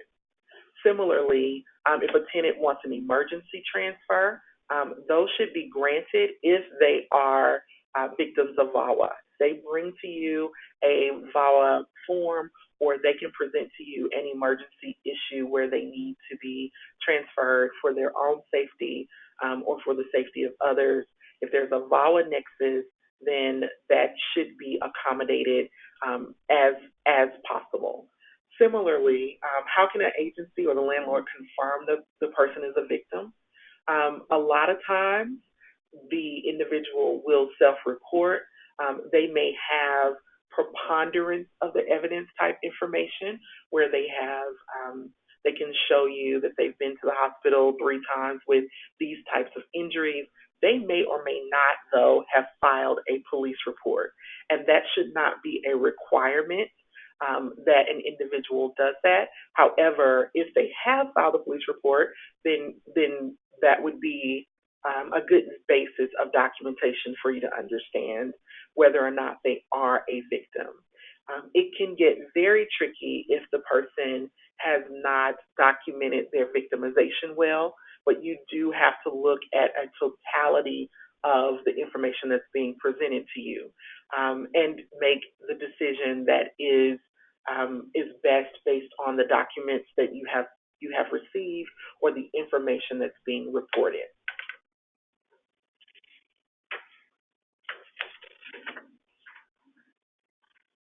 When you're confirming a person's victimization, there are some steps that you might want to take.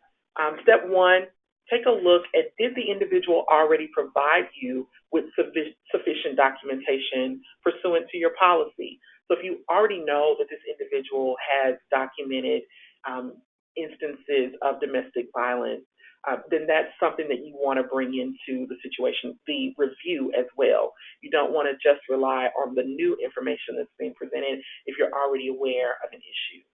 If not, the agency or landlord may make a written request for documents, and if the individual doesn't provide documents within 14 business days of receiving the request, the agency or the landlord doesn't have to provide file protection, but I would caution you to say that if a person requests an extension on that 14-day deadline, you should always look to grant that if at all possible, because you want to show that you are looking at your borrower protections on an individual basis and not creating a hard, fast rule that applies to everyone regardless of their challenges or their specific situation. Here's some examples of types of documents that can prove an incident. There's a HUD certification form that we must always accept, and there's going to be a slide that shows you what that form looks like. There's third-party information. If the victim has a service provider or an attorney or a medical professional that provides a documented instance of assistance for the victim related to incidences. Also, if it's signed, if that document is provided, we need that to be signed by the applicant or the tenant. We can take law enforcement documents, court documents, administrative agency documents. If there's a statement made by the victim or any other evidence that they want to put forward at the agency or the landlord's discretion, we can take that documentation as well. But you want to take all of it into consideration and look at everything from a totality of the circumstances view. If there's conflicting information about an incident, this happens from time to time. If 2 different members in a household claim they're both victims, how do you tell who's entitled to those protections? So we put this in bold and we say this is really the only time you can require third-party documentation. This is really not our job as housing providers or as program assistance providers to determine who's telling us the right version of the story. But if there is third-party documentation available, you can require that. Apart from this, a certification form has to be accepted, and that's if the individual wants to submit a claim under borrower protections, they would need to submit that certification form. And then we normally would advise at least a 30 calendar day deadline on returning third-party documentation, because if both parties or more than one party is alleging that they are all victims at each other's hands for borrower protection, that can be very difficult to figure out who the victim is and how do you offer assistance in accordance with your rules and any exceptions that need to be applied. So another question we receive from time to time is, how long ago should the incident have happened? We talked about this a little bit earlier, that it really doesn't matter when the incident occurred, except for one instance that we'll talk about in just a second. But just just the fact that an incident occurred at some point where the individual was a victim is enough to raise the question of whether there are VAWA protections that flow. We do still look at a nexus between that activity, but it doesn't really matter when that incident occurred. Also, an agency or landlord cannot require that an individual submit documentation on their current status as a victim. So if a person has provided information on prior victim status, it's not a renewal. It's not that you can say, well, I know this happened to you last year, but are you currently a victim as well? You're going to look at their request on an individual basis, and we cannot require them to, and the way I describe it, recertify their status as a victim. So for emergency transfers, we do like to highlight this. When you're looking at eligibility for emergency transfers, if the tenant asks to transfer and the tenant is a VAWA victim and the tenant believes there's a risk of imminent harm, or that the tenant or a household member was a victim of a sexual assault that occurred on the premises within 90 days of the transfer request, these factors you want to look at in determining eligibility for transfer. If you have these situations that have occurred, tenant is asking for a transfer, they're a VAWA victim, and they believe they're in imminent risk of harm, or there was a sexual assault that occurred on the premises within 90 days of the transfer request, an emergency transfer should be granted where at all possible. So you should keep your records of all emergency transfers that are requested and the outcomes of those requests for at least 3 years, because sometimes we see VAWA complaints come back later to say that my VAWA rights were violated. I asked for emergency transfer and it was not granted, and I was impacted as a result of that. So we want to make sure that you keep a record of any requests for transfers, emergency transfers, and the outcomes that resulted for at least a 3-year period. And we present this information and this data to HUD annually, and HUD will generally solicit comments on this through separate notices, but you must comply with this provision of maintaining your own data of your emergency transfer requests and how you resolve those requests for at least 3 years. Other things that you want to consider with emergency transfers is that you should have an emergency transfer plan. Mandatorily, tenants must be allowed to transfer to other safe, available units. If they can transfer without reapplying for assistance, that's considered an internal transfer.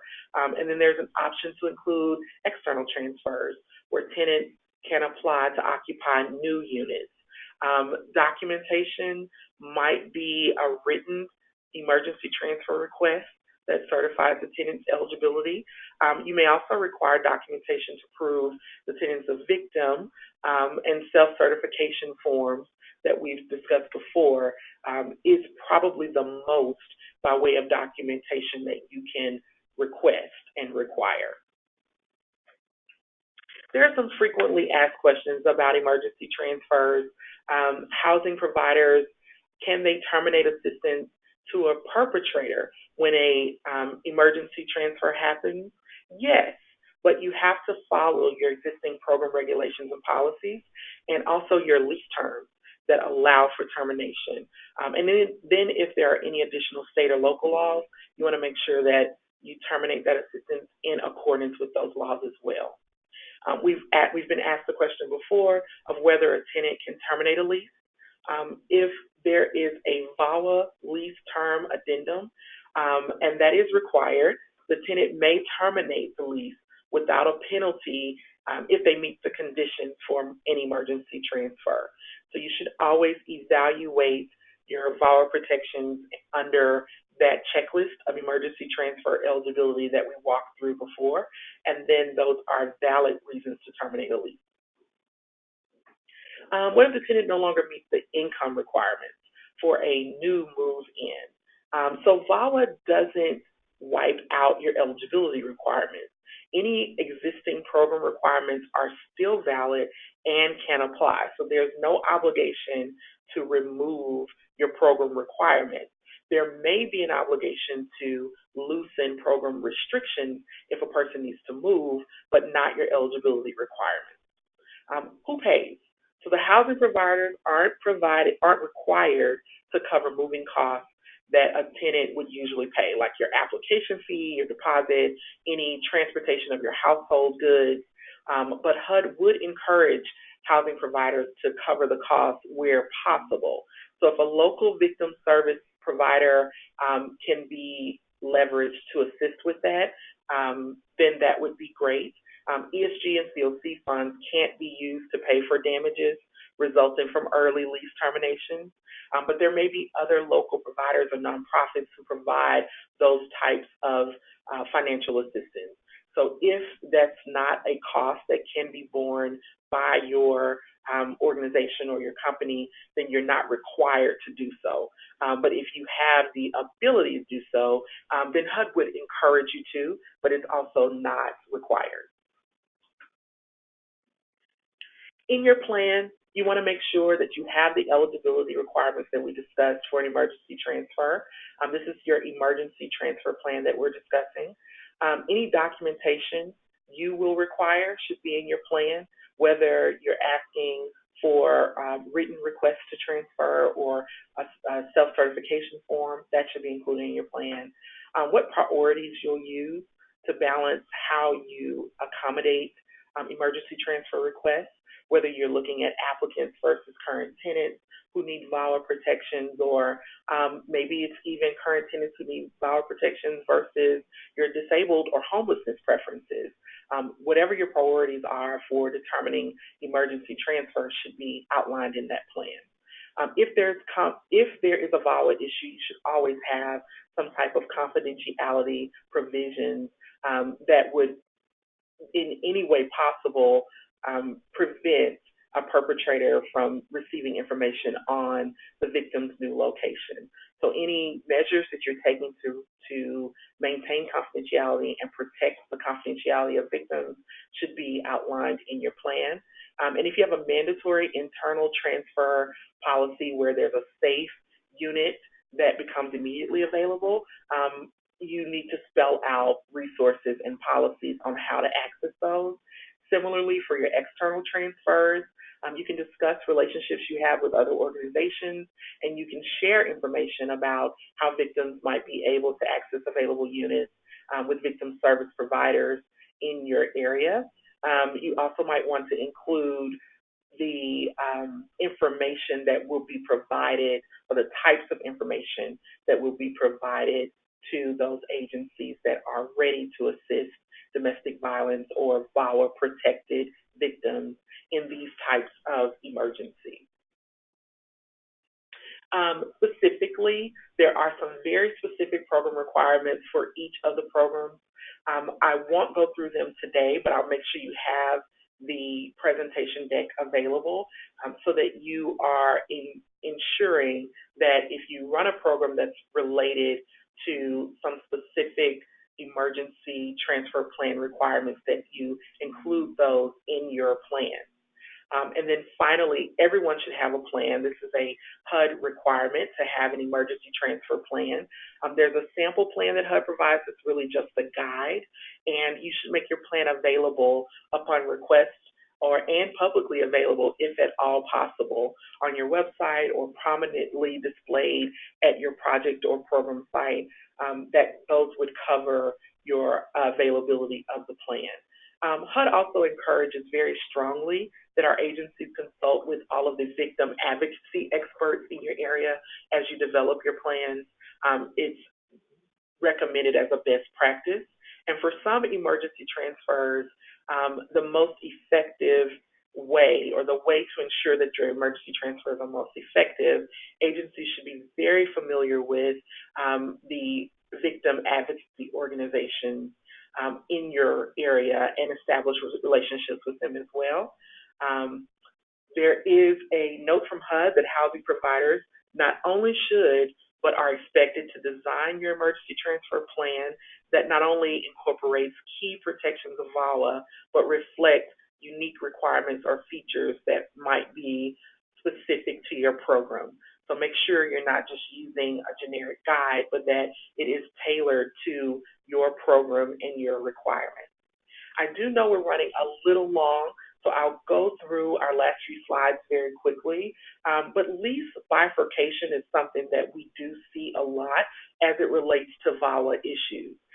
Lease bifurcation is the situation where a landlord might split a lease to evict a tenant or a household member who engaged in domestic violence or dating violence or sexual assault or stalking, but continue assisting or with the housing for the remaining family members.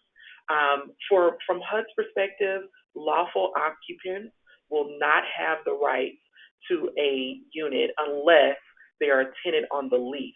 And bifurcation, which is splitting the lease up and removing the aggressor from the lease, bifurcation is not appropriate as a remedy to remove a household member who's not on the lease or who's not a tenant. There would be no need to divide a lease to remove the household member who's not on the lease. And as explained in other places, like the preamble of VAWA, a covered housing provider cannot evict or terminate assistance to a tenant solely on the basis that the tenant is an unauthorized abuser or perpetrator in the household, or where the unreported household member is in the unit because he or she has committed an act of domestic violence against the tenant, or the tenant is afraid to report the individual.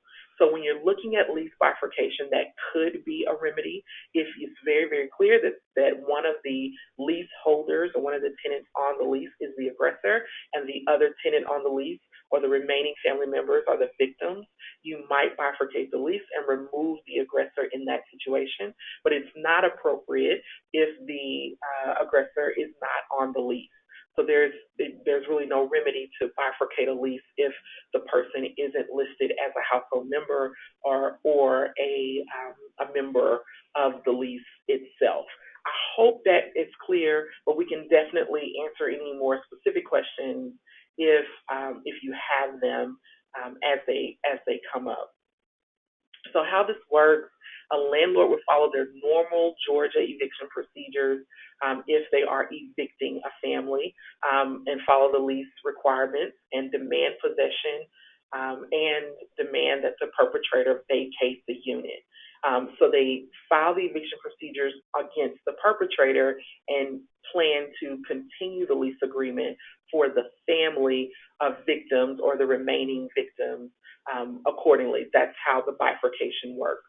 And then if they're successful with their eviction against the perpetrator, then they can determine whether the family members that remain are still eligible to continue receiving assistance. So even though bifurcation is possible, if the remaining family members don't meet your eligibility requirements, there's no VAWA requirement that requires you to alter eligibility requirements for your program. So that would need to be taken into account. Another option is to seek eviction for the perpetrator, and then the underlying lease would just completely become null and void, and then you could execute a new lease with the remaining tenants. But even in doing that, that would still be under the guise that the remaining tenants meet the eligibility requirements for your program. We've received questions like, what happens if an abuser is the one with the subsidy, and what if the remaining members aren't eligible? This is something that could absolutely happen, and in those situations, if the remaining family members aren't able to establish eligibility, the housing providers may evict or terminate the assistance at the expiration of the program-specific time period. So if you're in a lease agreement with this family until the end of December and the remaining family members don't meet your eligibility requirements, if your lease allows termination within 30 days, you can do that. If your lease gives you says that it has to terminate at the end of the lease period, then you can do that as well.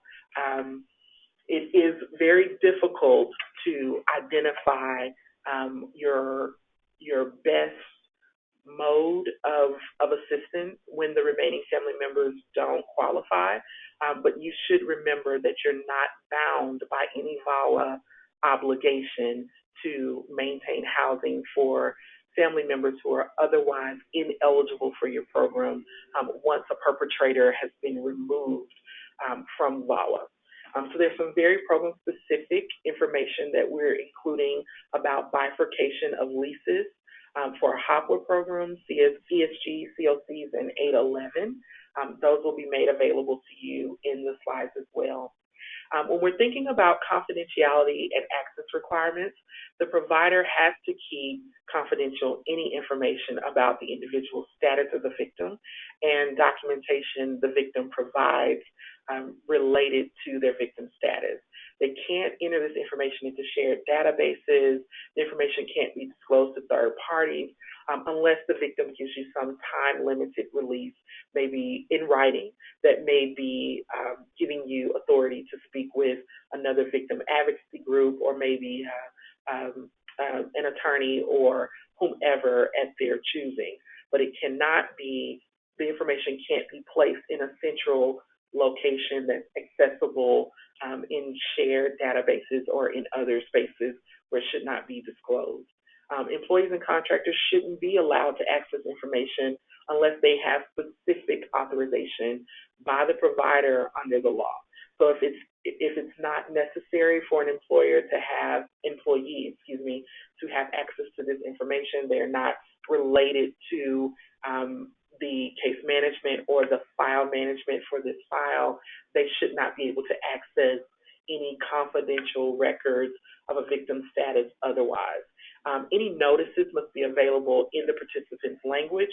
This goes back to your language access plan, but it also might extend beyond your focus languages if you have participants in your program that are non-English speaking but need to be communicated with in their native language.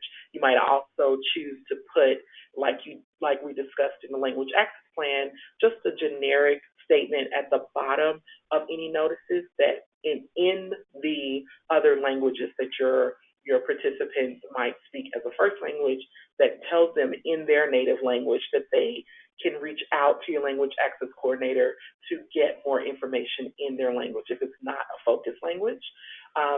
And then also, if an emergency transfer is initiated, that must be kept confidential. The location of the new unit should be confidential from any uninvolved party so that it is confidential and remains that way to any perpetrator.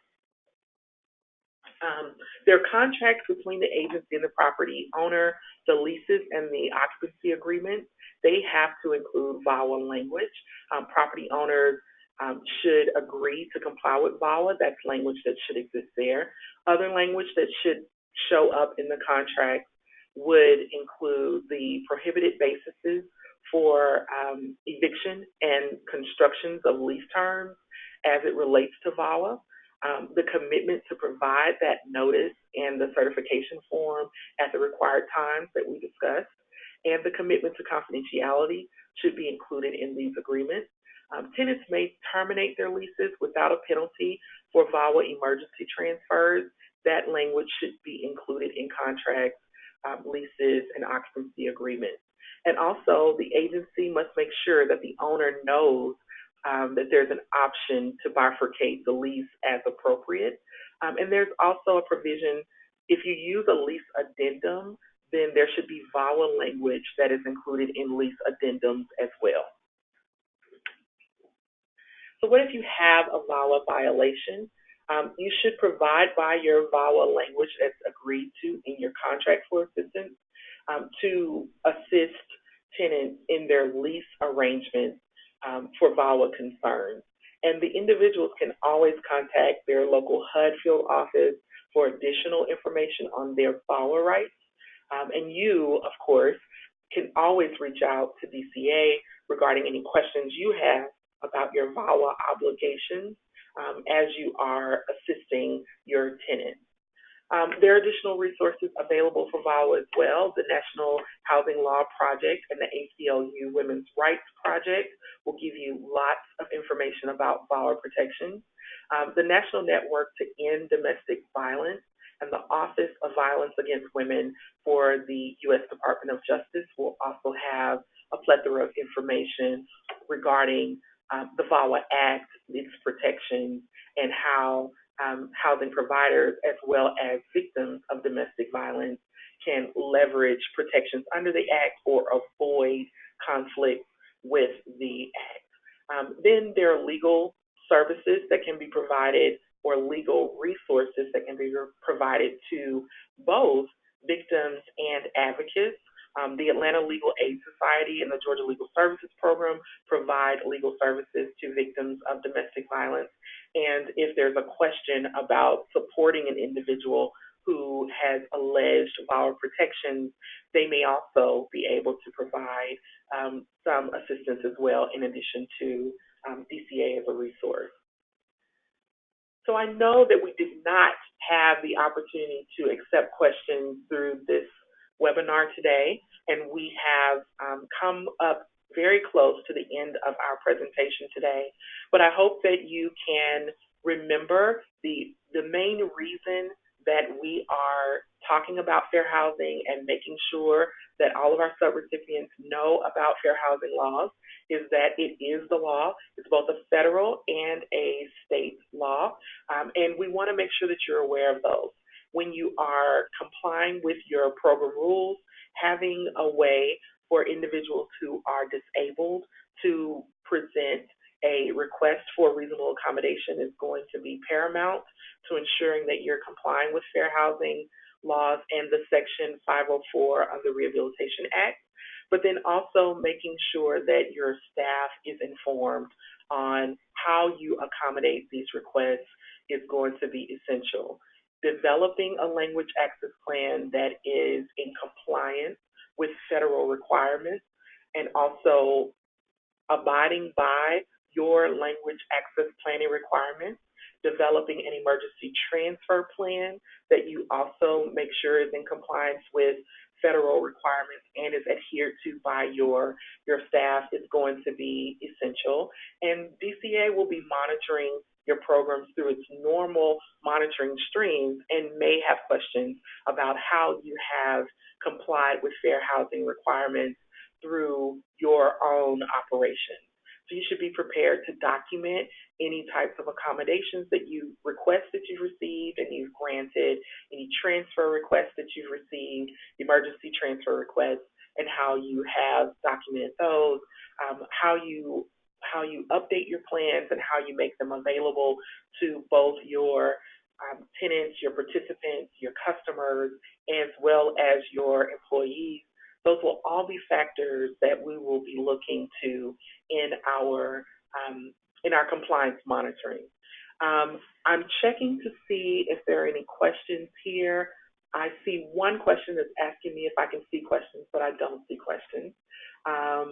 And I'm going to double check just to make sure I can't check in one other place. It looks like there were questions, but I can't see them. I just see that there's a number of questions that have come in. Let me try one other thing. No, I'll probably have to get a transcript of the questions after the webinar is concluded. But what I will do is take all questions that were provided to this webinar and place them in one document and send them and make them available to anyone who registered for the webinar. I'll also make sure you have access to this presentation for your own records. And I will make sure that you can send any additional questions to the Fair Housing inbox. It's fairhousing@dca.ga.gov, and we will make sure your questions are answered and that everyone sees the responses to the questions that were asked.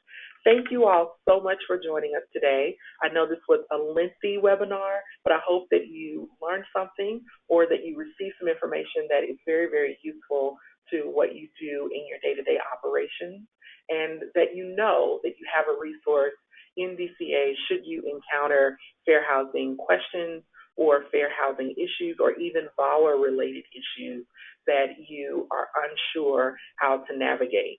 I am sure your program managers and coordinators will be in touch with you on future trainings, but we will make all of the materials from today available to you shortly after this webinar concludes. Thank you all so much for your attendance, and we look forward to your attendance at our next webinar and continuing to be a resource to your communities, your programs, and your activities. Thank you very much. Have a great day.